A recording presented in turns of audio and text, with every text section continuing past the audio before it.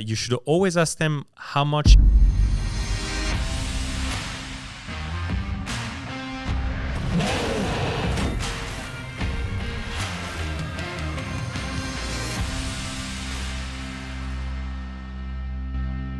Do you do things? I don't know where to start. Hello and welcome back to Nailed It. In this episode, we're going to discuss everything first home buyers and everything you need to know about building your first home.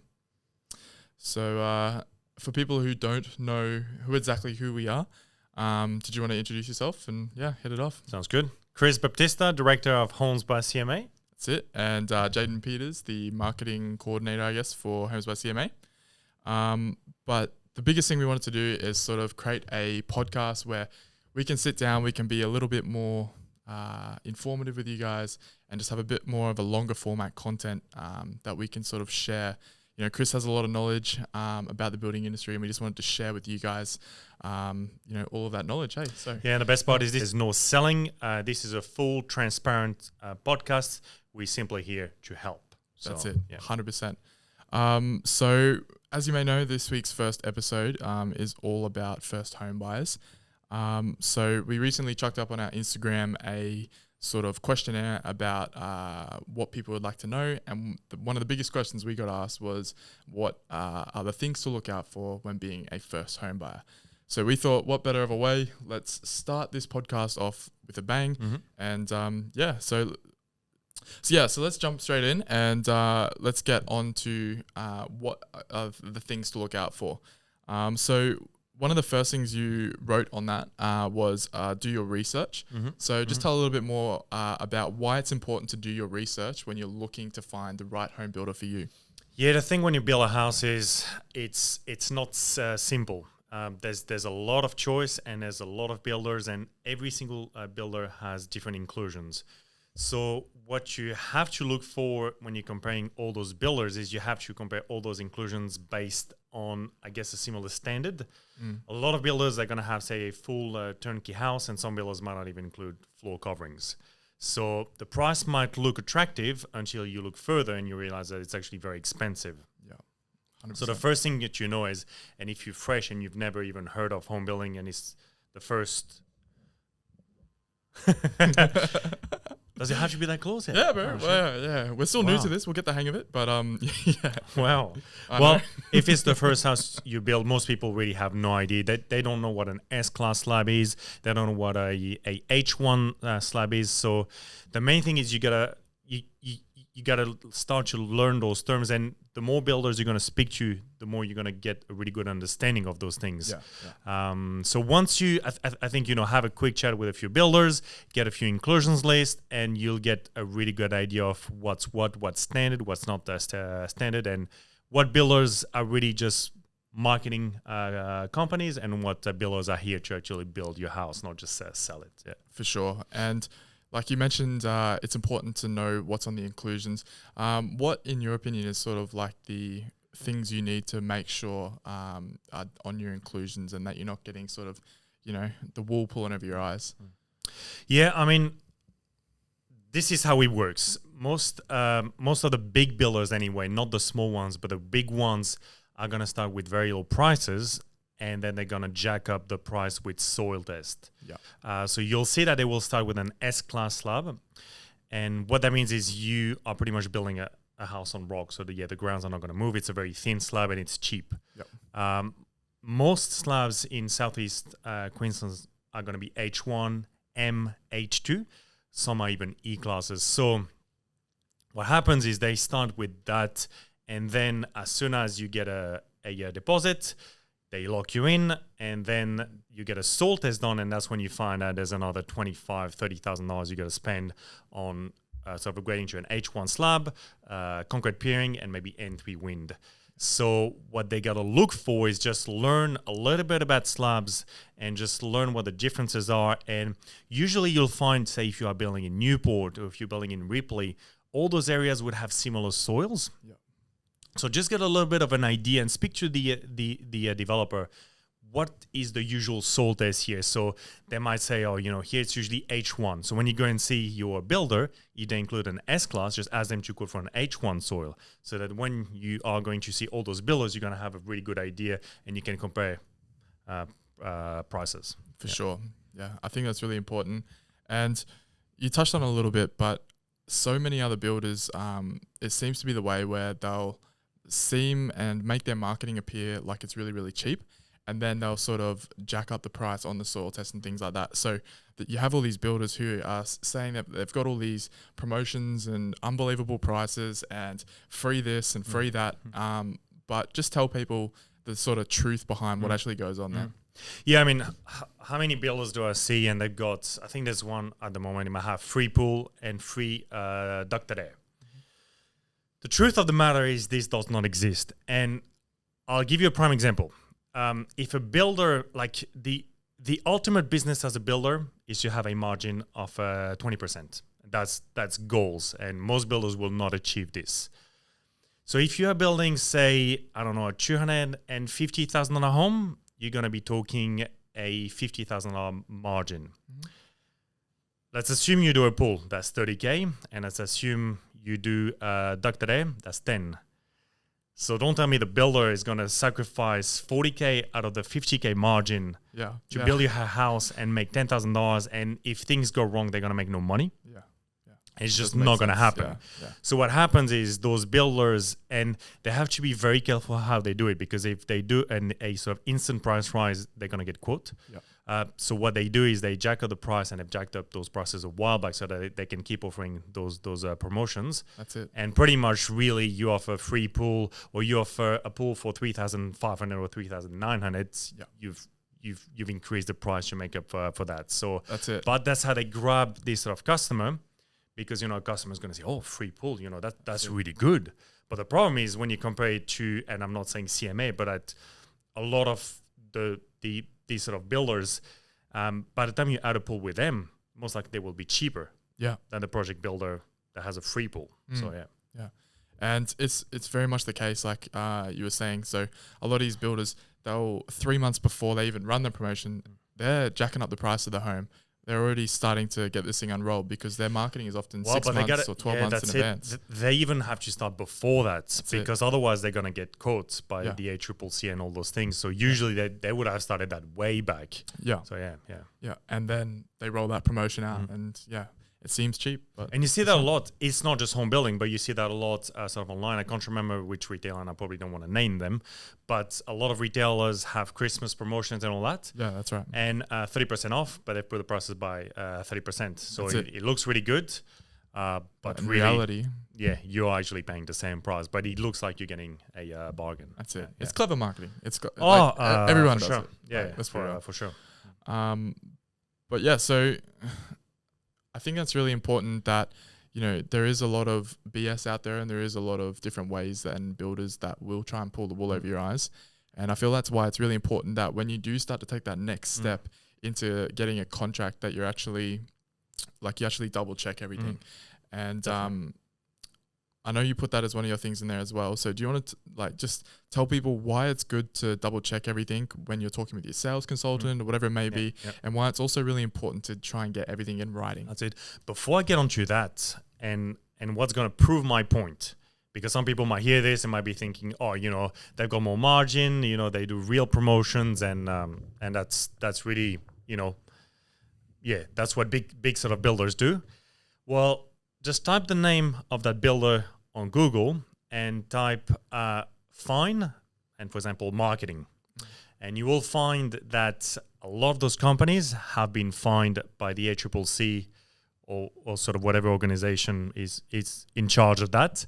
And you will find that some of those fines are in the millions.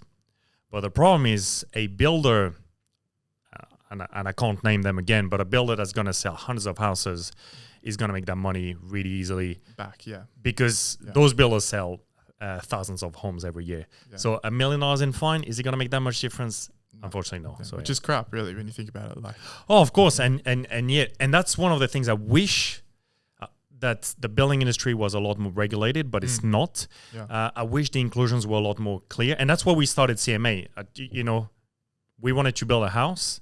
It's just not clear. Yeah. And even now when I'm comparing quotes and I have a client from another builder, sometimes it's just so hard that you just don't even know what's included. And then you read further and you're like, there's no concrete to the al fresco. And you read further, there's no tiles you're leaving. Well, are you building a house or are you just giving me a shell? That's it. So, but yeah, going back to the rest, I don't even remember what the point was because I got distracted. Just off on that rant. Yeah. But yeah, totally agree. Like it's really important to watch out for those sorts of things and that. But we're talking about something that might save you from that is double checking everything. Oh, for sure. And checking over everything. You want to check with your sales consultant. You want to get everything in writing that you have agreed to on your inclusions and everything like that.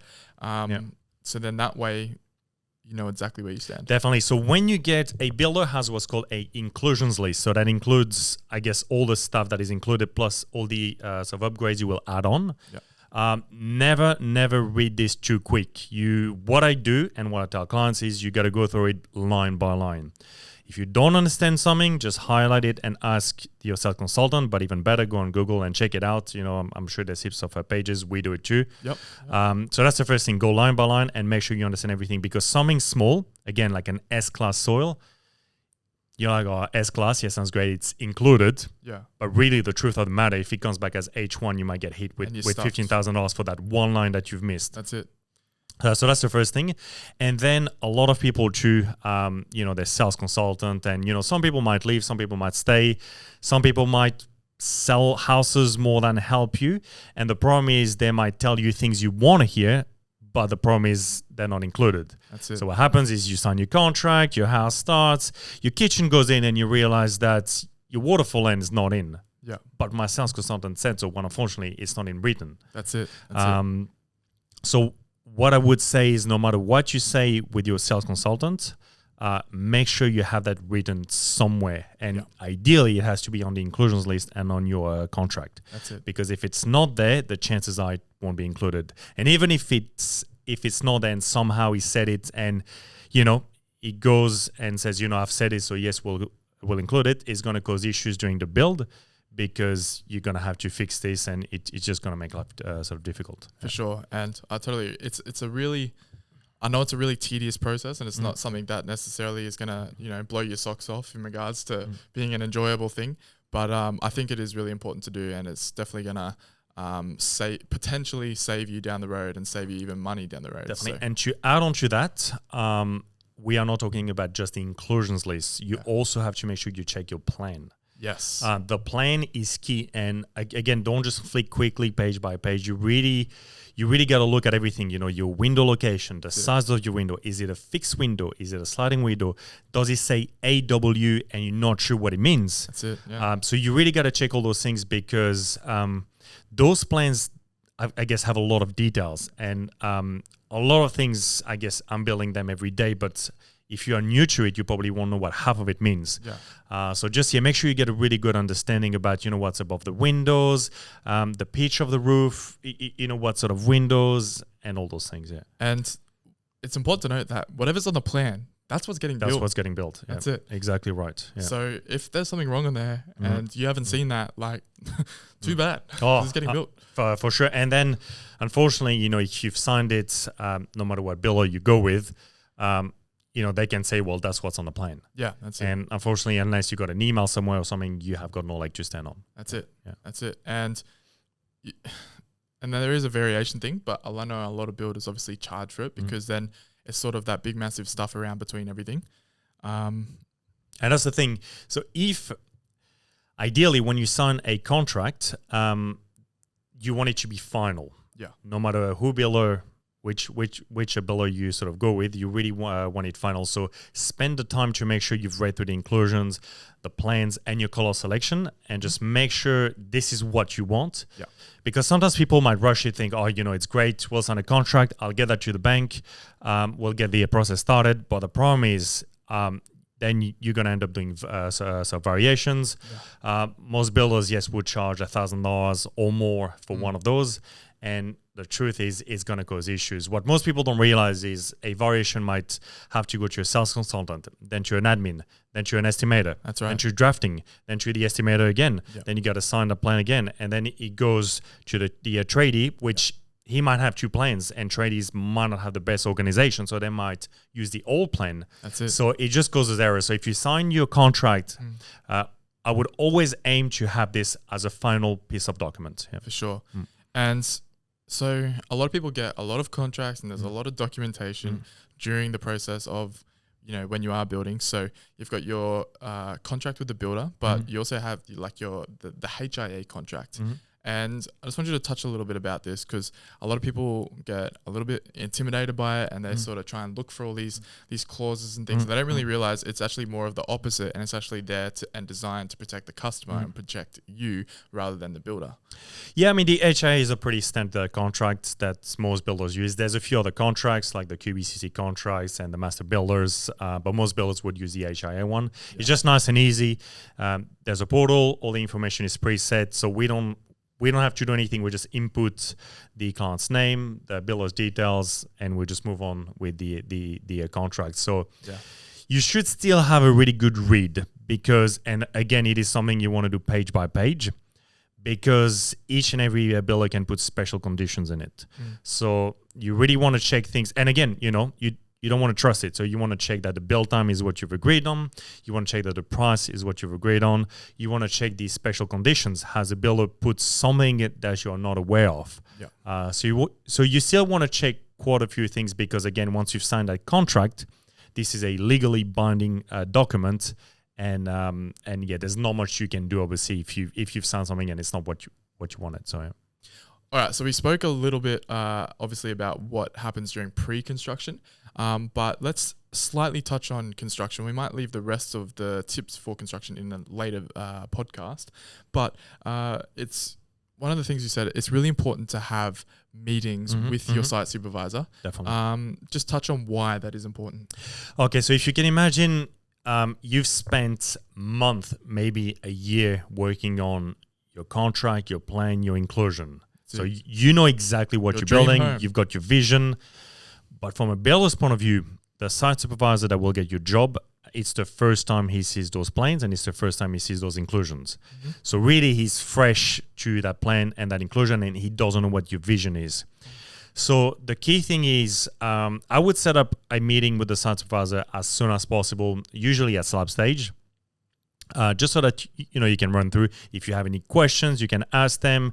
If you want to know anything, or do you have a good vibe with them, or you just don't feel comfortable. Yeah. You really want to, it's a house, so you want to make sure you feel comfortable with the whole process, and you want to feel comfortable that the project manager is going to be able to handle the house, I guess.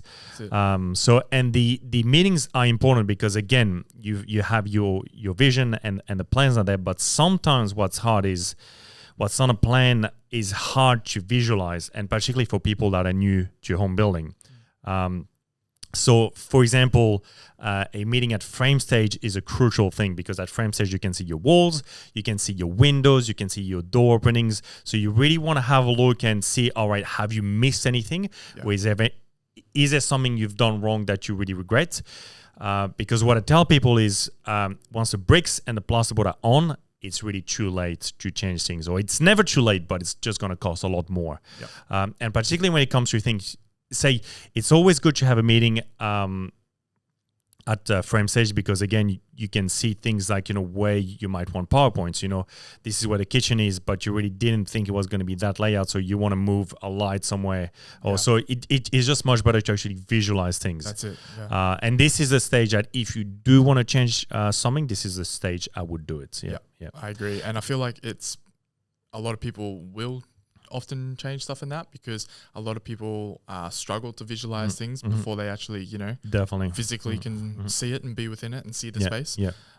So yeah, definitely. Yeah, that's it. So the frame stage is crucial. Then I would always recommend a tile meeting. So the plasterboard and the bricks is done, the waterproofing is done, the tiling is about to start.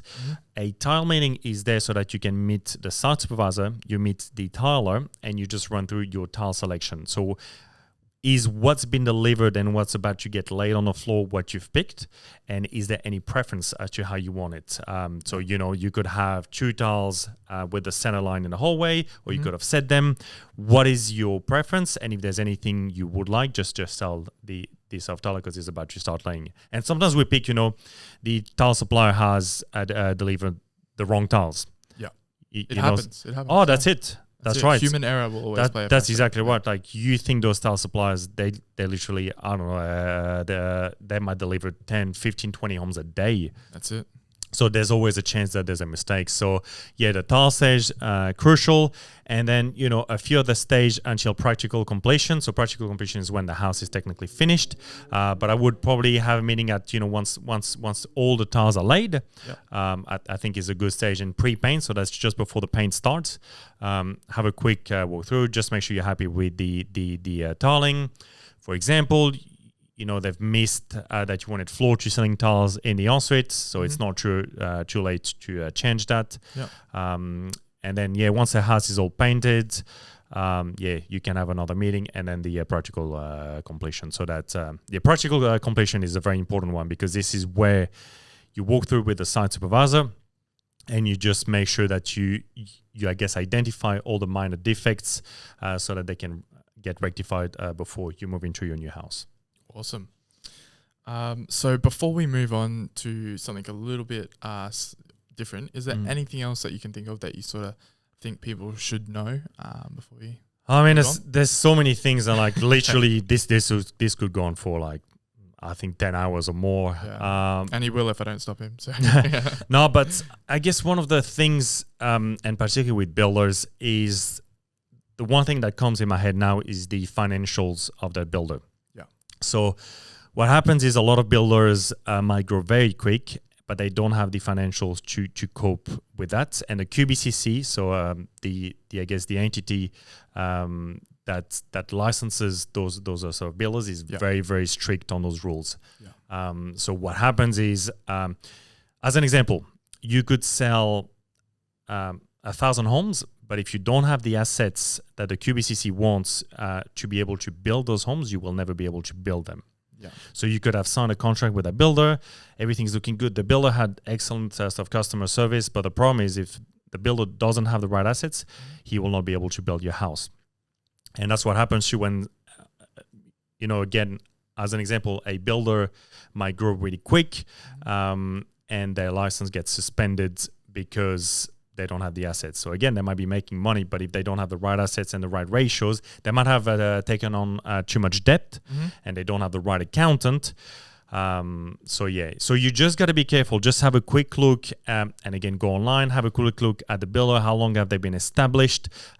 Do they look financially secured? Do they have a decent office? I think you get a really good vibe. Yeah, that's I think taking the words out of my mouth. That's exactly right. So you just go there, get a good vibe. Is everything rent, or do they own a few of the assets? That's it. Or you just want to watch out. And some builders just go too hard, too quick. That's it. And is everything well presented? That's exactly right. And I mean, the amount of builders that have gone bankrupt in the past few years, there's a lot. Yeah. And we're talking even like builders that used to drive Lamborghinis and all that. And again, prime example, I don't know, I just find it a bit weird. Yeah. And usually also talking to the sales consultant will give you a really good vibe, because those builders usually will start to get a reputation. And even the sales consultant, if you dig a little bit, they might have, they won't feel like that builder is really secure. They work for them, yes, but it seems like it's a little bit on the edge. You know, so and when you think about it, it's your house, so it's the biggest investment you're probably going to make in your life. So you want to feel good. You want to feel good, and one of the things is the QBCC will cover if the builder goes bankrupt, but they will only cover to a certain amount. Yeah. So what happens is if you build a $700,000 home, most likely they will not cover that whole amount. So you will be, and it's not just that. It will take a long time. You might have a slap down, the builder goes bust. It will take at least, I guarantee you, 6 months to a year for a new builder to start on your job. That's it. So your dream is just like, it just becomes a stop. Yeah. And So what do you think is something where, in regards to a builder, from a builder's perspective, what can they do to ensure that, there is good cash flow within the business and everything like that? Oh, from a builder's point of view, definitely your cash flow is number one. And that means you really got to get a really good accountant. And you have to have really good bookkeeping. Most good builders would have a bookkeeper, obviously, and a really good accountant.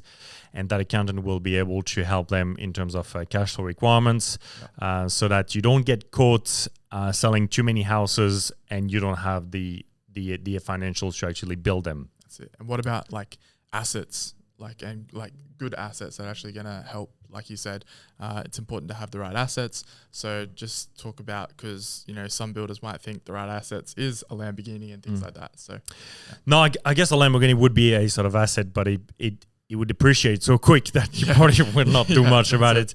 No, I guess it's just a matter of if you're not making much money and you take on a lot of debt, your ratios are going to be completely out of whack.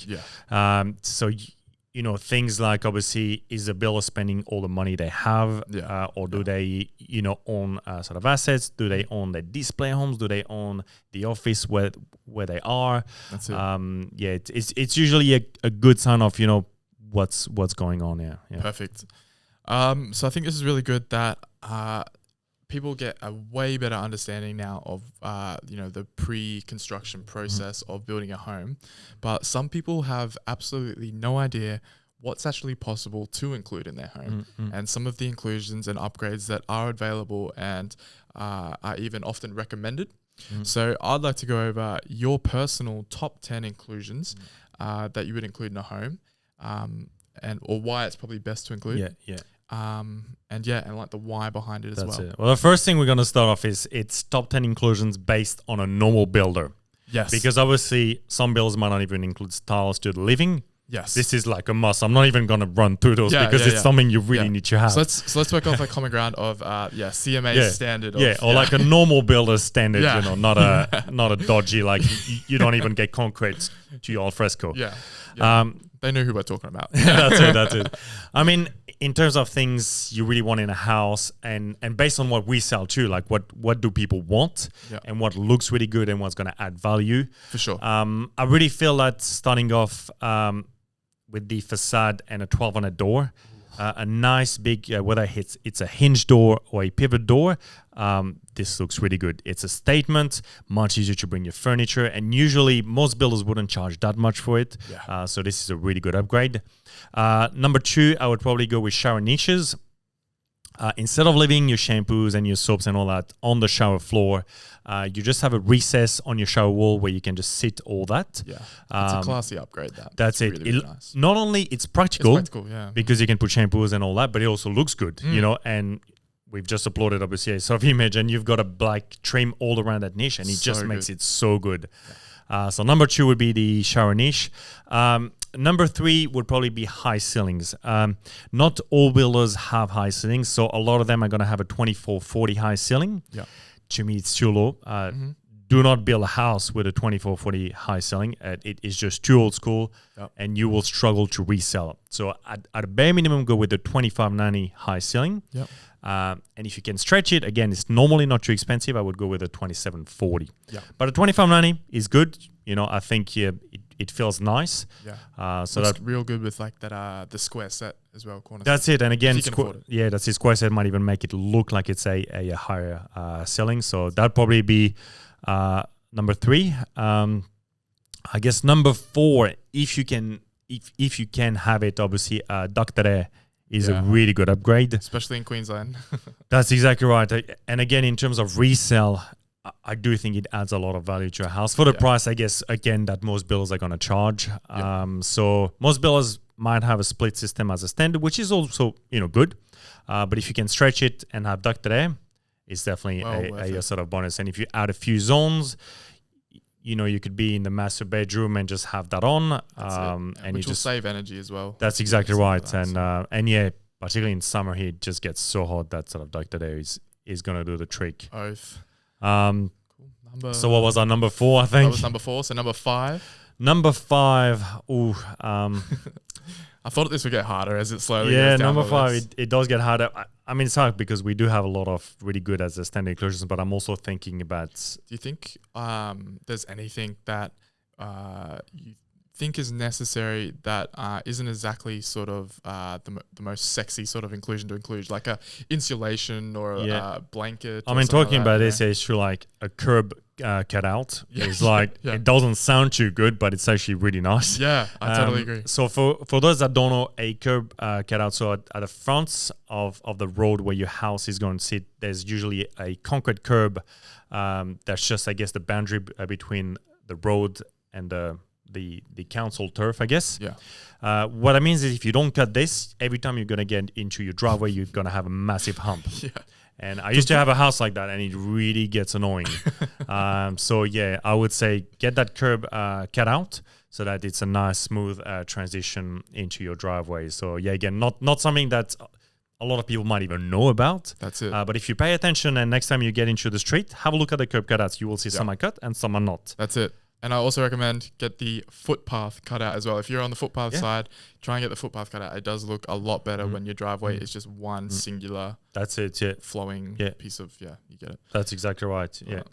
Yeah. Sweet. So what does that bring us to number 6? Number 6, like you mentioned, sort of insulation. And again, it's very dependent on the colors you're going to pick. So for example, some might go all white. Mm-hmm. It's not as important because obviously the house is not going to, I guess, cope too much heat. Yeah.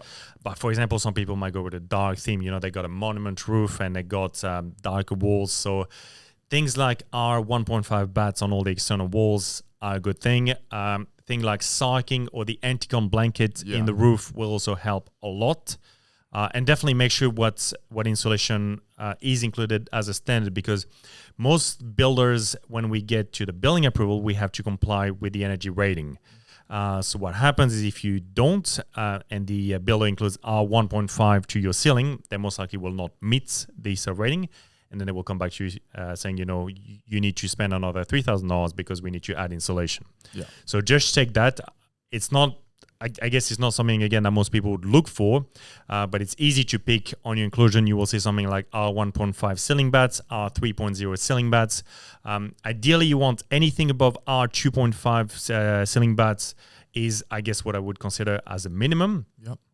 And then you can have things like the anti-con blanket and R1.5. Because again, consider that you might have ducted air, but if you have no insulation and you have a dark roof, your house might just struggle to actually get cooled, which means that then you might actually need to spend more on electricity or more in getting a bigger system to actually cool your house. That's it, yeah. So the efficiency would help a lot. Perfect. So number 7. What would you say? Number 7, I mean, I'm just looking at the showroom and see what we have. So what about, I don't know, I'm just spitballing, things like security or anything like that? Yeah, I mean, home. I'm a big fan of security, obviously, because I got broken into my house, and I think you got broken into yours too. I think everyone you speak to is broken into their house at some point. Yeah. So I think what we usually recommend is, you can go to JCar and all those shops or JB Hi-Fi, buy a Swan 4-6 cameras and get the ability to install it for you. Those systems are not expensive, but really you can check your house from your phone. They might have motion sensor. It's just really, really good. So I think the cameras, in my opinion, are one of a must. And a security system, if you can, again, they're probably not that expensive, maybe $1,500, $2,000, depending on the builder and depending on the extent of the security system. But again, to me, it's a must. I feel, it's security and once. I think you will get it once you got broken into your house. You might not really understand until you get broken. Yeah, that's it. But once you do, you're like, I'm not having a house without this. Yeah, that's it. So those are 2 things that are definitely a must. And for example, and I might be number 8 or 9. I can't even remember now. But you have kids. Why not get a sort of intercom? Yeah. Because what's good about that, you might get someone ringing and you don't have to actually go to the door and see who's there. You can see on the intercom. If you don't like them, don't answer. That's it. I feel it makes it a little bit safer with kids. That's it. Intercom or like a video doorbell or something like that. Yeah, that's it. And now again, there's so many options that are not they're pretty cheap. Yeah. Yeah, that's it. So when you think of safety and I guess what it can bring you, I think it's worth it. 100%. We interrupt this podcast with today's sponsor, which is Hammer Time Kitchens. So they are Homes by CMA's cabinetry supplier, and we've literally been using them for how long now? Oh, it would have been years. It's not since we started, because we made the mistake to use someone else, but just a few years after we started until now, they have been the only cabinet maker we use. That's it. Literally the best in the game. They supply the absolute best cabinetries, best kitchens, vanities, Definitely. you name it. Highly recommend them. And yeah, Hammer Time Kitchens, check them out. Back to the podcast. All right, we're back. So that's 8 amazing things that they should include. So we got 2 left. What would you recommend they should include as the final 2?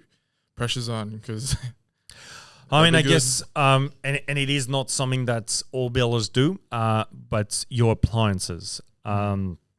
A lot of builders are going to include 900 sort of appliances as a standard, but if they don't and they include a 600 mil sort of oven and cooktop as a standard, I would definitely upgrade to a 900. Nowadays, again, nobody wants a 600 cooktop. Yep. Nobody wants a 600 oven. So again, for the minimal price difference, again, if it will vary from a builder to a sort of builder, but much easier to cook with. It looks great, and as a selling point, you might be spending $1,000, $2,000. It will definitely make your kitchen a standout. Yeah, 100% agreed. All right, so final tip. What do you reckon? Upgrade. I'm still new. To it. Yeah. So, what do you reckon the final upgrade is that people should have in their house? I guess, maybe in terms of final upgrade, I might do a little general one. And what I mean by that is a lot of people sometimes think they save by doing their own blinds and their own fly screens. And the truth is you probably won't. So I would try to make the house as ready to move in as possible. Yeah. So that, you move in, maybe, you can leave the landscaping and the fencing out. But as things that I really think are a must, and you will not save money by doing your own driveway, doing your own blinds, doing your own fly screens and all that stuff. So I would say, as a final tip, try to make your house a ready to move in. Doesn't have to be a full turnkey, but at least if it's a ready to move in, you can move in and you don't have to do anything on the inside anyway. Yeah. And then you can always take care of the fencing and this sort of landscaping at some point. But yeah, I just see some people sometimes they don't even get a driveway because a lot of builders don't have a driveway as a standard. But the problem is, but yeah, so you move into your house and you don't have a driveway. So first of all, it's going to be a headache to move in. And then by the time you find a concreter, it's going to charge you a lot more than what he charges us. Yeah. And you have to also know what he's going to be doing because we have our checks and you don't know because, building a house is not that easy. Yeah. So yeah, you will end up with a lot of headaches and it's just not worth it. So yeah. Awesome. Well, that's pretty much all we really had for this week's episode. Is there anything else you want to include while we're here? Or? No, I think we did. I think a really good summary for someone that has never built before, or someone that's built and they just got screwed up by a builder. That's it. It's just into the checking. Sure. Just do your research. Check your inclusions. Speak to a few builders. Don't fall in love when you walk into a display home and it just looks so good and the vibe is amazing and there's a swimming pool because. That's it. Unless it's CMA. Because what is displayed, you got to think about it. It's like a shop. It's like when you go and you buy clothing and there's a model that's wearing Arena's polo. And it looks amazing. Unfortunately, you're probably not going to look the same if you wear that polo. Yeah. So, as much as we like to think. That's it. Yeah. So you just got to check. You just got to make sure you do your research and don't fall in love because some builders spend a lot of money on their displays because they know as soon as you fall in love, they've got you. Exactly. And they sort of rely on that to take your money. And then once you actually look at the inclusions are pretty shit. And that leads me to a good point. So when you go as a client and you meet all those builders, you should always ask them how much is the house as displayed. And you'll find that most likely 90% of those won't be able to actually tell you How much? Yeah. because first of all, they don't even know. And second of all, they're too scared to actually tell you because they don't want you to walk away. It's expensive AF. That's exactly right. So, and you'll find that the right builders, which is probably 10% of them, will be able to tell you and might even give you a list of a breakdown as to exactly what's what, how much does it cost, and it will just make your life sort of easier, and it's just more transparent. So you don't have to, I feel like if you ask something and you don't get a yes or answer, you're already dealing with a bill that's not transparent. Yeah. So if they're hiding this, what else do you have to watch for? Exactly. What else behind the scenes? That's exactly going on, right? What, and yeah. Are they going to pull corners when they build your home? Yeah, Stuff like that. that's exactly right. So I feel that, if you're dealing with a builder that's transparent, it's already a really good start. So yeah, I think that pretty much covers quite a lot. Obviously, there's a lot more to know about, but I think if you follow those things, you'll get a really good idea. Yeah. Awesome. Well, I think that was a pretty good first episode of a podcast. Eh? We're a little rusty, but that's the whole point is we'll just start and then we'll get better and better and better and keep improving. That's it. And hopefully, but the main thing, like we were saying, the main thing is about content. That's it. And I think that's and why we're doing this is because we haven't found content like that out there. That's it. So we really want to bring... We researched it. We looked at it. We looked at even other building and construction podcasts from not just Australia, but all around the world. And we felt that none of them were bringing to the table what we could offer and what we could do. And we knew we could do it better. So we thought, hey, we're going to do it. People seem to really love the informative content. So let's give it a crack. What have we got to lose, right? What have we got to lose? But yeah, I think content is king at this point, and we're starting to learn that as well. We've been hitting Instagram hard, Facebook, stuff like that, now YouTube.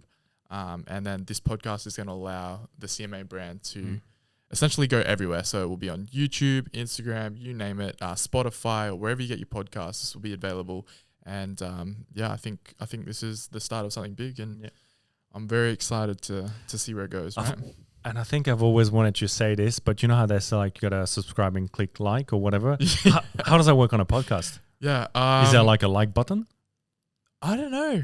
Yeah, I think it varies from platform to platform. Like every platform's different, but I think like if you're on Apple, you leave a review. If you're on Spotify, give it a like. Awesome. Those sorts of things. Share it out there. If you enjoyed this, if you learned something, share it with a friend. Those sorts of things. And we really look forward to bringing more episodes. With loads more different content. Oh, that's exactly right. And obviously, if you like it, let us know because that's the only way we know. Yeah, that's exactly right because we do it because we love it. Yeah. But at the same time, it's good to get a little bit of feedback as you guys do a great job. Yeah, if you just say it. Just we can take it. I'll cry, but it'll be all right. And I think it's important to we don't always necessarily want to keep it around construction. Hey, we're happy to test the waters in other sectors. There's loads of things in business and marketing. And it's true. And we get asked out a lot on Instagram too, where young builders want to start their own business and they just don't know what to do, and it's hard. It's very, very hard to actually have a successful business. You got to watch for so many things, and there's just so much to learn that I wish someone would have told me when we started. Yeah. We might do a bit of a section where even tradies, I see that these are mistakes that the tradies do all the time, particularly when it comes to cash flow and all those things. So I'm sure there's a lot we can bring on to those people too. 100%. And I'm excited to see where it goes. Hey, me too. Should be good. But thank you so much for watching the first ever episode of the Nailed It podcast. We hope you did enjoy it. Like we said, give us some feedback. Let us know your thoughts. And we'll see you next week for a brand new episode. Done. It's one shot, now the future is yours. Go!